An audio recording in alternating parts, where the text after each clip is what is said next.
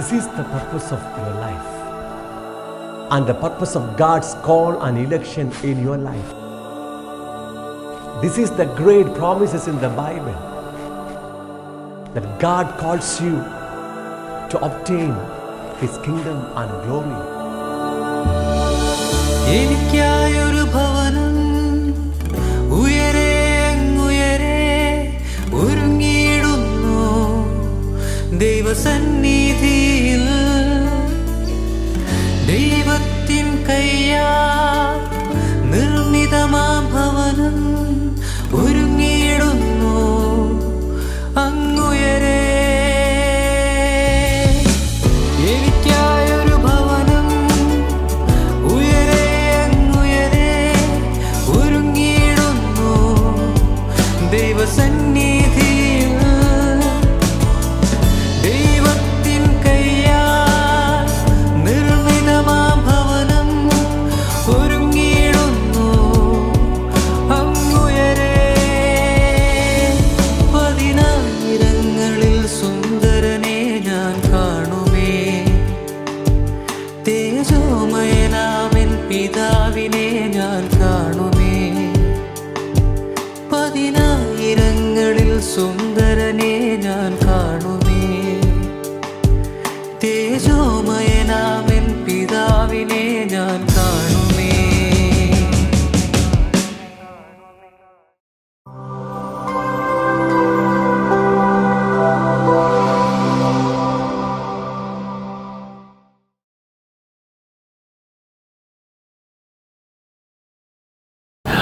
Welcome to kingdom and glory of God.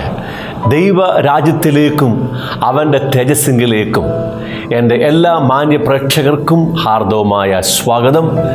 ദൈവം നിങ്ങളെ വിളിച്ചിരിക്കുന്നത് അവൻ്റെ രാജ്യവും അവൻ്റെ തേജസ്സും പ്രാപിക്കാൻ വേണ്ടിയാണ്. ദൈവരാജ്യം എന്നാൽ അർത്ഥം എന്താണ്?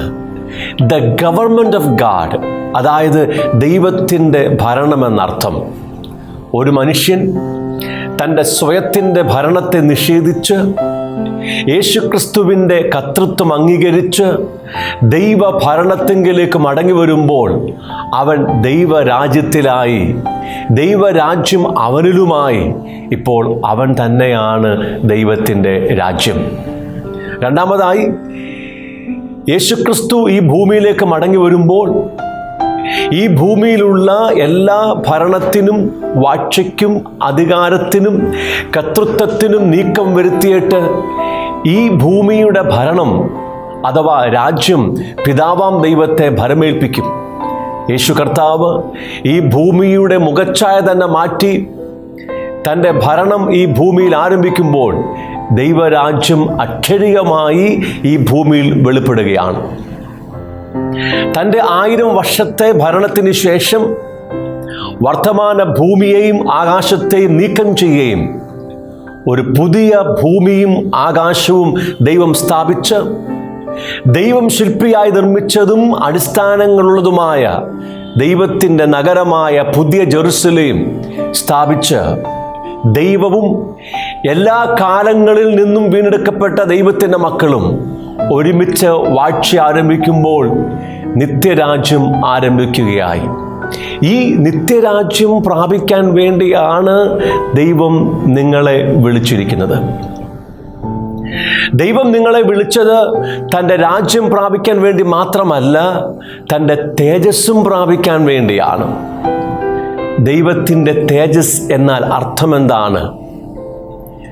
വേദപുസ്തക ചരിത്രത്തിൽ ദൈവം തന്നെ ഒരു മനുഷ്യൻ്റെ ഇന്ദ്രിയങ്ങൾക്ക് പ്രാപ്യമായ അളവിൽ വെളിപ്പെടുത്തിയപ്പോൾ ആ ദൈവിക പ്രത്യക്ഷതയ്ക്ക് പറഞ്ഞിരുന്ന പേരാണ് ദൈവ തേജസ്. The glory of God means the visible, tangible and the audible presence of God. ദർശനീയവും സ്പർശനീയവും ശ്രവണീയവുമായ ദൈവ സാന്നിധ്യത്തിനാണ് ദൈവത്തിൻ്റെ തേജസ് എന്ന് പറഞ്ഞിരിക്കുന്നത്.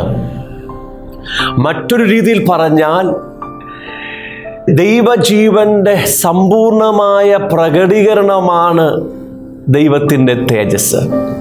അതായത് ദൈവ തേജസ് എന്ന് പറഞ്ഞാൽ ദൈവം തന്നെയാണ്. The glory of God means God Himself. ഒരു ദൈവ പൈതലിൻ്റെ യഥാർത്ഥ അവകാശവും അനുഗ്രഹവും ഈ ഭൂമിയിലുള്ള യാതൊരു നന്മകളുമല്ല. സ്വർഗത്തിൽ ലഭിക്കാൻ പോകുന്ന വിലയേറിയ കിരീടങ്ങളും പദവികളും, പുതിയ ജെറുസലേമിൽ ലഭിക്കാൻ പോകുന്ന ശ്രേഷ്ഠമേറിയ ഭവനങ്ങളും ഒന്നും അവൻ്റെ യഥാർത്ഥ അനുഗ്രഹമോ അവകാശമോ അല്ല. ഒരു ദൈവ പൈതലിൻ്റെ യഥാർത്ഥ അനുഗ്രഹവും അവകാശവും ദൈവം തന്നെയാണ്, അവൻ്റെ തേജസ്സാണ്. വേദപുസ്തകത്തിലെ എല്ലാ ഉപദേശങ്ങളും ഈ രണ്ട് മർമ്മങ്ങളെ അടിസ്ഥാനമാക്കിയാണ് ദൈവം വെളിപ്പെടുത്തിയിരിക്കുന്നത്. വീണ്ടും ഒരിക്കലൂടെ ഈ ദൈവ തേജസ്സിലേക്കും ദൈവ രാജ്യത്തിലേക്കും ഞാൻ നിങ്ങളെ സ്വാഗതം ചെയ്യുന്നു. കഴിഞ്ഞ 4 എപ്പിസോഡുകളിലൂടെ ദൈവനീതി എന്ന ഒരു വിഷയമാണ് നാം പഠിച്ചുകൊണ്ടിരിക്കുന്നത്. മത്തായി എഴുതിയ സുവിശേഷം 6-ാം അധ്യായത്തിൻ്റെ 33-ാം വാക്യത്തിൽ യേശു കർത്താവ് നമ്മോട് പറഞ്ഞത്, നാം മുന്നമേ ദൈവത്തിൻ്റെ രാജ്യവും നീതിയും അന്വേഷിക്കണമെന്നാണ്. അങ്ങനെ ഒരുവൻ ദൈവത്തിൻ്റെ രാജ്യവും നീതിയും അന്വേഷിക്കുമ്പോൾ അവൻ്റെ ഭൗതിക ജീവിതത്തിന് ആവശ്യമായ എല്ലാ നന്മകളും ദൈവം ദാനമായി നൽകുകയാണ്. മാത്രമല്ല, ദൈവരാജ്യത്തിൻ്റെയും ദൈവനീതിയുടെയും സമ്പൂർണമായ വെളിപ്പാട് പ്രാപിക്കുന്ന ഒരു വ്യക്തിക്ക് അവൻ്റെ ഭൗതിക ജീവിതത്തെക്കുറിച്ചോ നാളെക്കുറിച്ചോ ഭാരപ്പെടാൻ കഴിയത്തില്ലെന്ന് നാം വ്യക്തമായി മനസ്സിലാക്കി. ഒരുവൻ ദൈവത്തിൻ്റെ നീതിയുടെ അറിവ് ലഭിക്കുന്നത് ന്യായപ്രമാണത്തിലൂടെയാണ്, ദൈവത്തിൻ്റെ വചനത്തിലൂടെയാണ്. എന്നാൽ ഒരുവൻ്റെ ഹൃദയത്തിൽ ദൈവനീതിയുടെ ബോധം, അതിൻ്റെ കൺവിക്ഷൻ കൊടുക്കുന്നത് പരിശുദ്ധാത്മാവാണ്. പരിശുദ്ധാത്മാവാണ് അവൻ്റെ അകത്ത് നീതിബോധം കൊടുത്ത് നീതിയുടെ കവചത്തെ സൃഷ്ടിച്ചെടുക്കുന്നത്.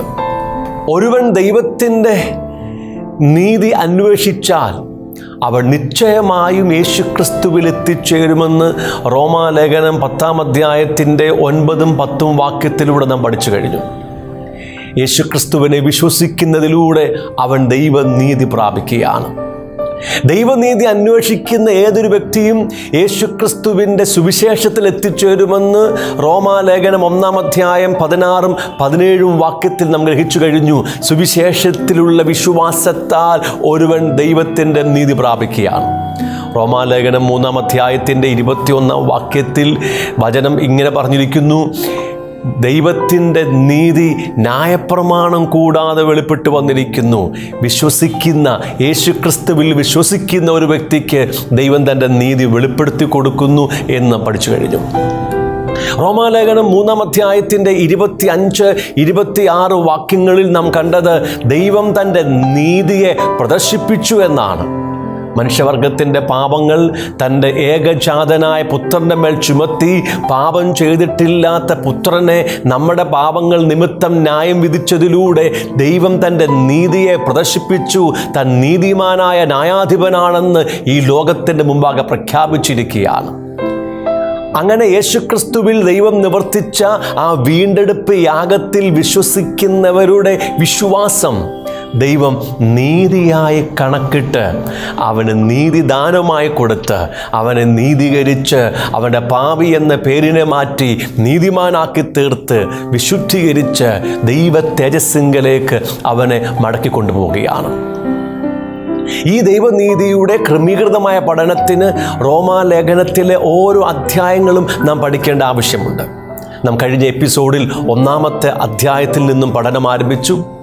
റോമാലേഖനം 1-ാമത്തെ അധ്യായം പറഞ്ഞിരിക്കുന്നത് ഈ ഭൂമിയിലെ സകല മനുഷ്യരും, എല്ലാ ജാതികളും ദൈവത്തിൻ്റെ നിയമങ്ങൾ ലംഘിച്ച് ദൈവത്തിനെതിരെ പാപം ചെയ്ത് ദൈവക്രോധത്തിൽ, ദൈവിക ന്യായവിധിയിൽ നിത്യമരണത്തിനായി വിധിക്കപ്പെട്ടിരിക്കുകയാണ്. ദൈവം മനുഷ്യൻ്റെ പാപങ്ങളെ ന്യായവിധിക്കാനുള്ള കാരണം എന്താണ്? അത് ദൈവത്തിൻ്റെ നീതി നിമിത്തമാണെന്ന് ഞാൻ വ്യക്തമായി നിങ്ങളോട് പറഞ്ഞിട്ടുണ്ട്. ദൈവം നീതിമാനായ ന്യായാധിപനാണ്. അവൻ തൻ്റെ നീതിക്ക് തക്കവണ്ണം പാപത്തെ ന്യായം വിധിച്ചേ മതിയാകുകയുള്ളൂ.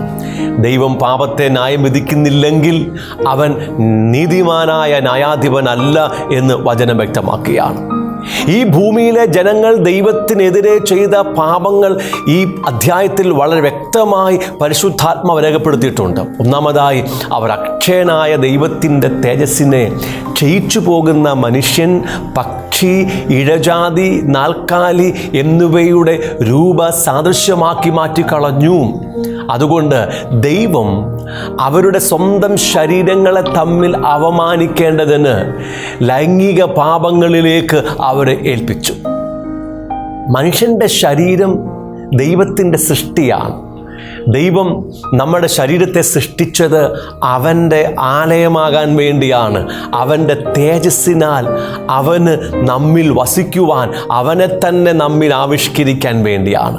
പക്ഷേ മനുഷ്യൻ ദൈവത്തിനെതിരെ പാപം ചെയ്തതുകൊണ്ട് ദൈവം അവരെ എല്ലാ തരത്തിലുമുള്ള ലൈംഗിക അശുദ്ധിയിലേക്ക് സ്വന്തം ശരീരങ്ങളെ അവമാനിക്കേണ്ടതിനായി വിട്ടുകൊടുത്തു എന്ന് നാം പഠിച്ചു കഴിഞ്ഞു.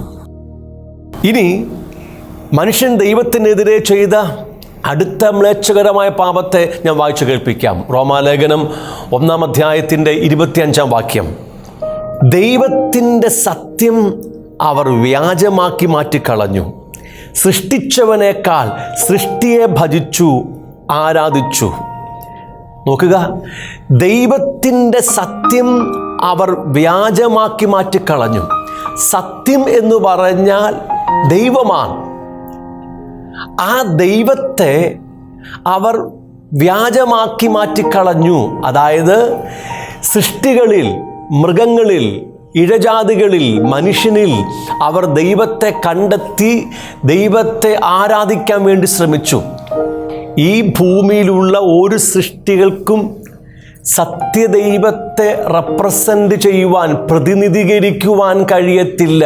കാരണം ഈ എല്ലാ സൃഷ്ടികളും, മനുഷ്യനുൾപ്പെടെയുള്ള എല്ലാ സൃഷ്ടികളും പാപത്തിലായതുകൊണ്ട് ഉന്നതനും അതിപരിശുദ്ധനും തേജോമയനും ദഹിപ്പിക്കുന്ന അഗ്നിയുമായ സർവശക്തനായ ദൈവത്തെ പ്രതിനിധീകരിക്കുവാൻ ഇവർക്കാർക്കും കഴിയുന്നതല്ല. എന്നാൽ മനുഷ്യൻ എന്തു ചെയ്തു? ഈ സത്യദൈവത്തെ അവർ വ്യാജമാക്കി മാറ്റിക്കളഞ്ഞു. ആ സത്യദൈവത്തിൻ്റെ തേജസ്സിനെ ക്ഷയിച്ചു പോകുന്ന സൃഷ്ടികൾക്ക് സമമാക്കി തീർത്ത് അതിനെ ആരാധിക്കാൻ തുടങ്ങി. സത്യദൈവത്തെ റെപ്രസെൻ്റ് ചെയ്യുവാൻ, പ്രതിനിധീകരിക്കുവാൻ ഈ ഭൂമിയിൽ ഏക വ്യക്തി യേശുക്രിസ്തു മാത്രമാണ്. യോഹന്നാൻ്റെ സുവിശേഷം 1-ാം അധ്യായത്തിൻ്റെ 17-ഉം 18-ഉം വാക്യങ്ങൾ അത് വളരെ വ്യക്തമായി രേഖപ്പെടുത്തിയിരിക്കുകയാണ്. ന്യായപ്രമാണം മോശെ മുഖാന്തരം ലഭിച്ചു, കൃപയും സത്യവും യേശുക്രിസ്തു മുഖാന്തരം വന്നു. ദൈവത്തിൻ്റെ സത്യം, ആ അറിവ് ഭൂമിയിലേക്ക് വന്നത് യേശുക്രിസ്തുവിലൂടെ മാത്രമാണ്.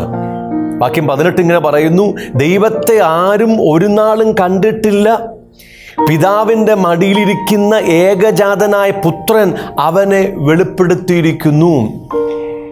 ദൈവത്തെ ഒരു മനുഷ്യനും ഇന്നുവരെ കണ്ടിട്ടില്ല.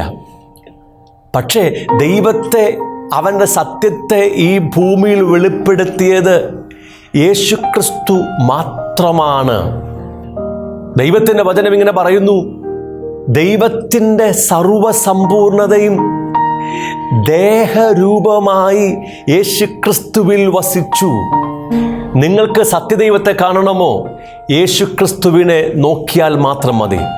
ഈ ഭൂമിയിൽ അനേകമായ അവതാരങ്ങൾ ഉണ്ടായിട്ടുണ്ട്.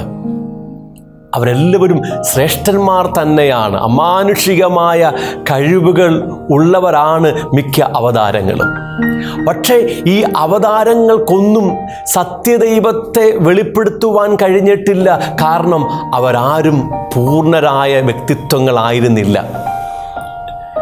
യോഹന്നാൻ്റെ 1-ാമത്തെ ലേഖനം 5-ാം അധ്യായത്തിൻ്റെ 20-ാം വാക്യം ഞാൻ നിങ്ങളെ വായിച്ചു കേൾപ്പിക്കാം. ദൈവപുത്രൻ വന്നു എന്നും സത്യദൈവത്തെ അറിയുവാൻ നമുക്ക് വിവേകം തന്നു എന്നും നാം അറിയുന്നു.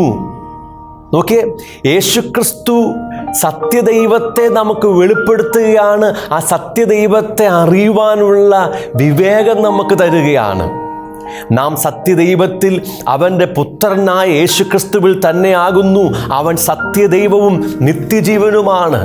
യേശുക്രിസ്തു സത്യദൈവത്തെ വെളിപ്പെടുത്തി, സത്യദൈവത്തെ അറിയുവാൻ നമുക്ക് വിവേകം തന്നു. അവൻ തന്നെയാണ് സത്യദൈവം. അതുകൊണ്ടാണ് തീത്തോസിൻ്റെ ലേഖനം 2-ാം അധ്യായത്തിൻ്റെ 12-ാം വാക്യത്തിൽ ഇങ്ങനെ പറയുന്നു: നാം ഭാഗ്യകരമായ പ്രത്യാശയ്ക്കായിട്ടും മഹാദൈവവും നമ്മുടെ രക്ഷിതാവുമായ യേശുക്രിസ്തുവിൻ്റെ തേജസ്സിൻ്റെ പ്രത്യക്ഷതയ്ക്കായിട്ടും കാത്തുകൊണ്ടിരിക്കുന്നു. മഹാദൈവമാണ് യേശുക്രിസ്തു. അപ്പോൾ സ്വർഗത്തിൽ വസിച്ചിരുന്ന അദൃശ്യനായ ആത്മാവായ ദൈവത്തെ ഈ ഭൂമിയിൽ വെളിപ്പെടുത്തിയത്, ആ ദൈവത്തിൻ്റെ സത്യം വെളിപ്പെടുത്തിയത് യേശുക്രിസ്തു മാത്രമാണ്. ഈ ഭൂമിയിൽ ജീവിച്ചിരുന്നതിൽ ഏക സമ്പൂർണ്ണ വ്യക്തിത്വം നസ്രയനായ യേശുക്രിസ്തു മാത്രമാണ്. ആ സത്യദൈവത്തെ അറിയാൻ കഴിയുന്നത് യേശുക്രിസ്തുവിലൂടെ മാത്രമാണ്. എന്നാൽ ഈ ലോകത്തിലെ ജനം ദൈവത്തിൻ്റെ സത്യത്തെ വ്യാജമാക്കി മാറ്റി. ദൈവത്തെ റെപ്രസെൻ്റ് ചെയ്യുവാൻ കഴിയാത്ത കേവലം സൃഷ്ടികളുമായി അവനെ താതാത്മ്യപ്പെടുത്തുകയും സൃഷ്ടികളെ ആരാധിച്ചു. സൃഷ്ടാവിനെ ആരാധിക്കുന്നതിനേക്കാൾ ഉപരിയായി അവർ സൃഷ്ടികളെ ആരാധിച്ചു. ഇതാണ് മനുഷ്യൻ ദൈവത്തിനെതിരെ ചെയ്ത അടുത്ത മ്ലേച്ഛകരമായ പാപം. ഈ പാപത്തിനെതിരെ ദൈവത്തിൻ്റെ പ്രതികരണം എങ്ങനെയാണെന്ന് അടുത്ത വാക്യം ഞാൻ നിങ്ങളെ വായിച്ചു കേൾപ്പിക്കാം. 26-ാം വാക്യം പറയുന്നു: അതുകൊണ്ട് ദൈവം അവരെ അവമാനരാഗങ്ങളിൽ ഏൽപ്പിച്ചു. ദൈവം അവരെ ഏറ്റവും മോശമായ, തങ്ങളെ തന്നെ അവമാനിക്കുന്ന ഹൃദയത്തിൻ്റെ മോഹങ്ങൾക്കായിട്ട് വിട്ടുകൊടുത്തു. 26-ാം വാക്യത്തിൻ്റെ 2-ാം ഭാഗം പറയുന്നു: അവരുടെ സ്ത്രീകൾ സ്വാഭാവിക ഭോഗത്തെ സ്വഭാവവിരുദ്ധമാക്കി കളഞ്ഞു. അതായത് സ്ത്രീകളും തമ്മിലുള്ള ലൈംഗിക ബന്ധങ്ങൾ അവിടെ ആരംഭിച്ചു. ലെസ്ബിയനിസം ആരംഭിച്ചു. ദൈവത്തെ ആരാധിക്കുന്നതിനു പകരം ദൈവത്തിൻ്റെ സത്യത്തെ വ്യാജമാക്കി സൃഷ്ടികളെ ആരാധിക്കാൻ തുടങ്ങിയപ്പോൾ ദൈവം ഈ ലോകത്തിലെ ജനത്തെ സമ്പൂർണ്ണമായി കൈവിട്ടു. അവർ തമ്മിൽ പാപം ചെയ്തു. ഏറ്റവും ഹീനമായ ലൈംഗിക പാപത്തിലേക്ക് അവർ കൂപ്പുകുത്തി എന്ന് വചനം പറയുകയാണ്. 27-ാം വാക്യം പറയുന്നു: ഔവണ്ണം പുരുഷന്മാരും സ്വാഭാവിക സ്ത്രീഭോഗം വിട്ട് അന്യോന്യം കാമം ജ്വലിച്ച് ആണോട് ആൺ അവലക്ഷണമായത് പ്രവർത്തിച്ചു. ഹോമോസെക്സിനെ കുറിച്ച് ഇവിടെ പറഞ്ഞിരിക്കുകയാണ്. പുരുഷന്മാരും തമ്മിലുള്ള ലൈംഗിക വേഴ്ച അവിടെ ആരംഭിച്ചു. അങ്ങനെ അവർ തങ്ങളുടെ വിഭ്രമത്തിന് യോഗ്യമായ പ്രതിഫലം തങ്ങളിൽ തന്നെ പ്രാപിച്ചു. സത്യദൈവത്തെ ഗ്രഹിപ്പാൻ മനസ്സില്ലാതെ അക്ഷയനായ ദൈവത്തിൻ്റെ തേജസ്സിനെ ക്ഷയിച്ചു പോകുന്ന മനുഷ്യൻ, പക്ഷി, ഇഴജാതി, നാൽക്കാലി എന്നിവയുടെ രൂപസദൃശമാക്കി മാറ്റിക്കളയുകയും സൃഷ്ടിച്ച ദൈവത്തെക്കാൾ സൃഷ്ടിയെ അവരാരാധിക്കാൻ തുടങ്ങിക്കഴിഞ്ഞപ്പോൾ ദൈവം അവരെ കൈവിട്ടുകളഞ്ഞു. അവരെ ശരീരത്തെ കൈവിട്ടുകളഞ്ഞു. ഇനി ദൈവത്തിന് അവരിൽ വസിക്കാൻ കഴിയത്തില്ല. ദൈവത്തിന് തൻ്റെ തേജസ് അവർക്ക് കൊടുത്ത് അവരെ ശരീരത്തെ തൻ്റെ ആലയമാക്കാൻ കഴിയത്തില്ല.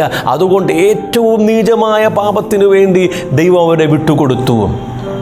ഈ പറഞ്ഞിരിക്കുന്ന വ്യഭിചാരവും ലെസ്ബിയനിസവും ഹോമോസെക്സും ഇന്നത്തെ സമൂഹത്തിൽ മാന്യമായി തോന്നിയാലും അത് ദൈവമുമ്പാകെ ഏറ്റവും അറപ്പുള്ള കാര്യമാണെന്ന് വചനം വ്യക്തമായി പറയുകയാണ്. ഇനി ഈ ഭൂമിയിലെ ജനം ദൈവത്തിനെതിരെ ചെയ്ത മ്ലേച്ഛകരമായ പാപങ്ങളെ തുടർന്നുള്ള വാക്യങ്ങളിൽ പരിശുദ്ധാത്മാവ് രേഖപ്പെടുത്തിയിരിക്കുന്നത് ഞാൻ നിങ്ങളെ വായിച്ചു കേൾപ്പിക്കാം. 28-ാം വാക്യത്തിൽ: ദൈവത്തെ പരിജ്ഞാനത്തിൽ ധരിപ്പാൻ ഇഷ്ടമില്ലാത്തതിന് തക്കവണ്ണം ദൈവം അവരെ ഉചിതമല്ലാത്തത് ചെയ്യുവാൻ നികൃഷ്ടബുദ്ധിയിലേൽപ്പിച്ചു.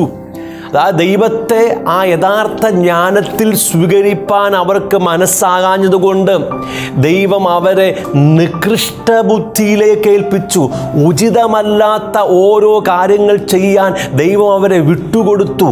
ഈ വേദഭാഗങ്ങളിൽ 3 പ്രാവശ്യമാണ് നാം വായിച്ചത്. ദൈവം അവരെ അശുദ്ധിക്ക് വേണ്ടി ഏൽപ്പിച്ചു, അവമാന രാഗങ്ങളിലേക്ക് ഏൽപ്പിച്ചു, ദൈവം അവരെ നികൃഷ്ടബുദ്ധിക്കായിട്ട് ഏൽപ്പിച്ചു. ദൈവം പാപത്തിൽ വീണ മനുഷ്യനെ ഇനി വിശുദ്ധിക്കായി സംരക്ഷിക്കുന്നില്ലെന്ന് ഈ വചനം പറയുകയാണ്. തുടർന്ന് അവരുടെ പാപങ്ങളെ ഞാൻ നിങ്ങളെ വായിച്ചു കേൾപ്പിക്കാം. അവർ സകല അനീതിയും ദുഷ്ടതയും അത്യാഗ്രഹവും ദുർബുദ്ധിയും നിറഞ്ഞവർ, അസൂയ, കൊലപാതകം, പിണക്കം, കപടം, ദുശീലം എന്നിവ തിങ്ങിയവർ. കുരളക്കാർ എന്ന് വെച്ചാൽ വ്യർത്ഥ സംസാരക്കാർ, ഏഷണിക്കാർ, ദൈവദ്വേഷികൾ, നിഷ്ഠൂരന്മാർ, ഗർവിഷ്ഠന്മാർ, ആത്മപ്രശംസക്കാർ, പൊതുദോഷം സങ്കല്പിക്കുന്നവർ, മാതാപിതാക്കന്മാരെ അനുസരിക്കാത്തവർ, ബുദ്ധിഹീനർ, നിയമലംഘികൾ, വാത്സല്യമില്ലാത്തവർ, കനിവറ്റവർ. ഈ വക പ്രവർത്തിക്കുന്നവർ മരണയോഗ്യർ എന്നുള്ള ദൈവന്യായം അവർ അറിഞ്ഞിട്ടും അവയെ പ്രവർത്തിക്കുക മാത്രമല്ല, പ്രവർത്തിക്കുന്നവരിൽ പ്രസാദിക്കുകയും കൂടെ ചെയ്യുന്നു. ഈ പറഞ്ഞിരിക്കുന്നതെല്ലാം ദൈവവചനത്തിന് വിരുദ്ധമാണെന്നും ദൈവത്തിനെതിരെയുള്ള പാപങ്ങളാണെന്നും ഈ ഭൂമിയിലെ എല്ലാ മനുഷ്യർക്കും അറിയാമെങ്കിലും അവർ അത് ചെയ്യുക മാത്രമല്ല, അത് ചെയ്യുന്നവരെ അംഗീകരിക്കുകയും കൂടെ ചെയ്യുന്നു. ഹോമോസെക്സും ലെസ്ബീനിസവും വ്യഭിചാരവും എല്ലാം ദൈവത്തിനെതിരെയുള്ള മാരക പാപങ്ങളാണെന്ന് ഈ ഭൂമിയിലെ എല്ലാ ജനത്തിനും അറിയാം. പക്ഷേ അത് അറിഞ്ഞുകൊണ്ട് തന്നെ ഇന്നത്തെ ഗവൺമെൻറ്റുകളും കോടതികളും അത് അംഗീകരിക്കുകയും അത് ചെയ്യുന്നവരിൽ പ്രസാദിക്കുകയും കൂടെ ചെയ്യുകയാണ്. ഞാൻ ലോകത്തിൻ്റെ വിവിധ രാജ്യങ്ങളിൽ ശുശ്രൂഷയ്ക്ക് വേണ്ടി കടന്നു പോയിട്ടുണ്ട്. നോർത്ത് ഇന്ത്യയുടെ അനേക ഗ്രാമങ്ങളിൽ വർഷങ്ങൾ ഞാൻ താമസിച്ചിട്ടുണ്ട്. ഇപ്പോൾ ആഫ്രിക്കയിൽ നമുക്ക് പല രാജ്യങ്ങളിലും ശുശ്രൂഷകളുണ്ട്. പട്ടണത്തിലും ഗ്രാമങ്ങളിലും വനങ്ങളിൽ വരെ ഞാൻ താമസിച്ചിട്ടുണ്ട്. എന്നാൽ ഈ സ്ഥലങ്ങളിലൊന്നും ഒരേ ലിംഗത്തിൽപ്പെട്ട മൃഗങ്ങൾ തമ്മിൽ ലൈംഗിക ബന്ധത്തിലേർപ്പെടുന്നത് ഞാൻ ഇന്നുവരെ കണ്ടിട്ടില്ല. വ്യക്തമാക്കാം. ഒരാൺപട്ടി മറ്റൊരാൺപട്ടിയുമായി ലൈംഗിക ബന്ധത്തിലേർപ്പെടുന്നത് ഞാൻ കണ്ടിട്ടില്ലെന്ന്, ഒരു പെൺപട്ടി മറ്റൊരു പെൺപട്ടിയുമായി ലൈംഗിക ബന്ധത്തിലേർപ്പെടുന്നത് ഞാൻ കണ്ടിട്ടില്ല എന്ന്, മൃഗങ്ങളുടെ ഇടയിൽ പോലും നടക്കാത്ത കാര്യങ്ങളാണ് പച്ചപ്പരിഷ്കാരികളെന്ന് പറയുന്ന ഇന്നത്തെ മനുഷ്യവർഗത്തിനിടയിൽ നടന്നുകൊണ്ടിരിക്കുന്നത്. വേദപുസ്തകത്തിൽ ഒരു വചനമുണ്ട്, മാനത്തോടുകൂടെ ഇരിക്കുന്ന മനുഷ്യൻ വിവേകഹീനനായാൽ നശിച്ചു പോകുന്ന മൃഗങ്ങൾക്ക് തുല്യനായിത്തീരും. പക്ഷേ നശിച്ചു പോകുന്ന മൃഗങ്ങളെക്കാട്ടിലും നീചമായ പാപങ്ങളിലേക്ക് മനുഷ്യൻ വീണുപോയി എന്ന് വചനം പറയുകയാണ്. റോമാലേഖനം 1-ാം അധ്യായം വളരെ വ്യക്തമായി പറഞ്ഞിരിക്കുന്നത്, ഈ ലോകത്തിലെ മനുഷ്യൻ ദൈവത്തിനെതിരെ പാപം ചെയ്ത് ദൈവത്തിൻ്റെ നിയമങ്ങൾ ലംഘിച്ച് ദൈവക്രോധത്തിൽ ദൈവിക ന്യായവിധിയിൽ അകപ്പെട്ടിരിക്കുകയാണ്. റോമാലേഖനം 1-ാം അധ്യായം മനുഷ്യവർഗത്തിൻ്റെ അടിസ്ഥാന പ്രശ്നങ്ങളെ വെളിപ്പെടുത്തുകയാണ്. ഈ ഭൂമിയിലെ സകല മനുഷ്യരും ദൈവത്തിൻ്റെ നിയമങ്ങൾ ലംഘിച്ച് അവനെതിരെ പാപം ചെയ്ത് പാപികളായി തീർന്നു. പാപത്തിൻ്റെ അനന്തര ഫലമായി അവർ ദൈവത്തിൻ്റെ ജീവൻ അഥവാ തേജസ് നഷ്ടപ്പെടുത്തി നിത്യമരണത്തിന് വിധിക്കപ്പെട്ടിരിക്കുകയാണ്. ഇനി അവൻ്റെ പാപങ്ങൾ മോചിച്ച് മരണത്തിന്മേൽ ജയമെടുത്ത് ദൈവജീവൻ്റെ സമ്പൂർണതയായ തേജസ് പ്രാപിക്കേണ്ടതിന് അവന് നീതിയുടെ ആവശ്യമുണ്ട്. ഈ ദൈവത്തിൻ്റെ നീതി പ്രാപിക്കുന്ന ഒരു വ്യക്തി പാപമോചനം പ്രാപിച്ച് രക്ഷിക്കപ്പെട്ട് മരണത്തിന്മേൽ ജയമെടുത്ത് നിത്യ തേജസ്സിലേക്ക് പ്രവേശിക്കുന്നു. ഈ ദൈവ നീതി പ്രാപിക്കുവാൻ, ഈ ദൈവത്തിൻ്റെ തേജസ് പ്രാപിക്കുവാൻ സ്വർഗത്തിൽ ദൈവം നിങ്ങളെ സമർത്ഥമായിട്ട് അനുഗ്രഹിക്കുമാറാകട്ടെ. കിങ്ഡം ആൻഡ് ഗ്ലോറി മിനിസ്ട്രീസിൻ്റെ ആഫ്രിക്കൻ മിഷനിലേക്ക് എൻ്റെ എല്ലാ മാന്യപ്രേക്ഷകർക്കും ഹാർദവമായ സ്വാഗതം. ആഫ്രിക്കയുടെ മിക്ക രാജ്യങ്ങളിലും തുടരുന്ന ആഭ്യന്തര യുദ്ധങ്ങളിൽ നിന്നും അഭയാർത്ഥികളായി യുഗാണ്ടയിൽ ജീവിക്കുന്ന 40 ലക്ഷത്തിലധികം വരുന്ന ജനങ്ങളുടെ മധ്യത്തിലാണ് നമ്മുടെ പ്രവർത്തനങ്ങൾ ഇപ്പോൾ നടന്നുകൊണ്ടിരിക്കുന്നത്. യുദ്ധത്തിൻ്റെയും ബലാത്സംഗത്തിൻ്റെയും കടുത്ത ഭീതിയിലും ആകുലതയിലും കഴിയുന്ന ഒരു കൂട്ടം ജനം, ഒരു പ്ലാസ്റ്റിക് ഷീറ്റിൻ്റെ മറയിലും മൺകൂടാരങ്ങളിലും ശിഷ്ടായുസ് മുഴുവൻ അന്തി ഉറങ്ങുവാൻ വിധിക്കപ്പെട്ടവർ. ശരിയായ അളവിലുള്ള പോഷകാഹാരമോ വസ്ത്രമോ വിദ്യാഭ്യാസമോ ആധുനിക ചികിത്സ സംവിധാനങ്ങളോ ഇവർക്ക് ഇപ്പോഴും അന്യമാണ്. വളരെ ശോചനീയമായ പരിസ്ഥിതിയിൽ കേവലം മൃഗങ്ങളെ പോലെ ജീവിതം തള്ളി നീക്കുവാൻ വിധിക്കപ്പെട്ട മാനസിക ശാരീരിക വൈകല്യങ്ങൾക്ക് അടിമയായവരും അനാഥരുമായ ആയിരങ്ങൾ ഇതിൻ്റെ മധ്യത്തിലുണ്ട്. ഹ്യൂമൻ ട്രാഫിക്കിംഗ്, ലൈംഗിക ചൂഷണവും നിർബാധം തുടരുന്ന ഇവിടെ മാനസിക വൈകല്യങ്ങളുള്ള കുഞ്ഞുങ്ങൾ പോലും പിച്ചിച്ചീന്തപ്പെടുന്ന ദാരുണ സംഭവങ്ങൾ വിരളമല്ല. കുട്ടികൾ ഉൾപ്പെടെ ജലത്തിനായി ദീർഘമണിക്കൂറുകൾ കാത്തു നിൽക്കുന്നത് നിത്യകാഴ്ചയാണ്. ഈ ജനത്തിന് ആശ്വാസവും ധൈര്യവും പകർന്നുകൊണ്ട് 25ഓളം വരുന്ന നമ്മുടെ മിഷൻ പ്രവർത്തകർ ഭവനങ്ങൾ സന്ദർശിക്കുകയും വചനം പഠിപ്പിക്കുകയും ഇവർക്കായി പ്രാർത്ഥിക്കുകയും ചെയ്യുന്നു. ഗ്ലോറിയസ് കിഡ്സ് കാസിൽ എന്ന പേരിൽ മാനസിക വൈകല്യങ്ങൾ ഉള്ള കുഞ്ഞുങ്ങളുടെ പുനരധിവാസത്തിനായുള്ള ഒരു സ്ഥാപനവും നാം ആരംഭിച്ചിട്ടുണ്ട്. ആഫ്രിക്കയുടെ വിവിധ രാജ്യങ്ങളിലേക്ക് സുവിശേഷ ദൗത്യവുമായി മിഷണർമാരെ അയക്കുന്നതിനായി ബൈബിൾ ട്രെയിനിങ് സെൻ്ററിൻ്റെ നിർമ്മാണ പ്രവർത്തനങ്ങൾ ഇവിടെ പുരോഗമിച്ചുകൊണ്ടിരിക്കുന്നു. അനാഥരും ശാരീരിക വൈകല്യങ്ങളുമുള്ള കുഞ്ഞുങ്ങൾക്ക് വേണ്ടി ഒരു ബോർഡിംഗ് സ്കൂൾ, ഒരു കുഴൽക്കിണർ നിർമ്മാണ യൂണിറ്റ്, മൊബൈൽ മെഡിക്കൽ യൂണിറ്റ് തുടങ്ങിയവ ആരംഭിക്കുവാനുള്ള ഒരുക്കത്തിലാണ് നമ്മൾ. ഈ ദൗത്യത്തിൽ നിങ്ങൾക്കും ഞങ്ങൾക്കൊപ്പം പങ്കുചേരുവാൻ അവസരമുണ്ട്. അനാഥരും വൈകല്യങ്ങൾക്ക് അടിമകളുമായ ഒന്നോ അതിലധികമോ കുഞ്ഞുങ്ങളെ നിങ്ങൾക്ക് സ്പോൺസർ ചെയ്യുവാൻ കഴിയും. ബോർവെൽ നിർമ്മാണ യൂണിറ്റിലും മൊബൈൽ മെഡിക്കൽ യൂണിറ്റിലും നിങ്ങൾക്ക് പങ്കാളിത്തം വഹിക്കുകയോ സ്പോൺസർ ചെയ്യുകയോ ചെയ്യാം. ഒന്നോ അതിലധികമോ സുവിശേഷകന്മാരെ സപ്പോർട്ട് ചെയ്യുവാൻ നിങ്ങൾക്ക് അവസരമുണ്ട്. നിങ്ങളൊരു സ്പെഷ്യൽ എഡ്യൂക്കേറ്ററോ മെഡിക്കൽ പ്രൊഫഷനുള്ള വ്യക്തിയോ ആണെങ്കിൽ നിങ്ങളുടെ സഹായം ഇവർക്ക് അധികം ആവശ്യമുണ്ട്. ഈ ദൗത്യങ്ങൾക്ക് വേണ്ടി പ്രാർത്ഥിക്കുവാനും ഈ സ്ഥലം സന്ദർശിക്കുവാനും നിങ്ങൾക്ക് അവസരമുണ്ട്. നിങ്ങൾക്ക് സ്വന്തമായ ഒരു മിനിസ്ട്രി ഇവിടെ ആരംഭിക്കുവാൻ ആഗ്രഹമുണ്ടെങ്കിൽ ആവശ്യമായ എല്ലാ നിയമസഹായങ്ങളും ഞങ്ങളുടെ NGO നൽകുന്നതായിരിക്കും. വാക്കുകൾക്കതീതമായ ദുരന്തമുഖത്ത് ജീവിക്കുന്ന നമ്മുടെ സഹജീവികളുടെ ആശ്വാസത്തിനും ഉന്നമനത്തിനുമായി നമുക്ക് ഒരുമിച്ച് ഈ ദൗത്യത്തിൽ പങ്കുചേരാം. പുതു ജെറുസലേം നഗരമതിൻ ഭവനമാ, നിൻ തേജസ്സിൻ പൂർണ്ണതയിൻ അവകാശമാ. പുതു ജെറുസലേം നഗരമതിൻ ഭവനമാ, നിൻ തേജസ്സിൻ പൂർണ്ണതയിൻ അവകാശമാ.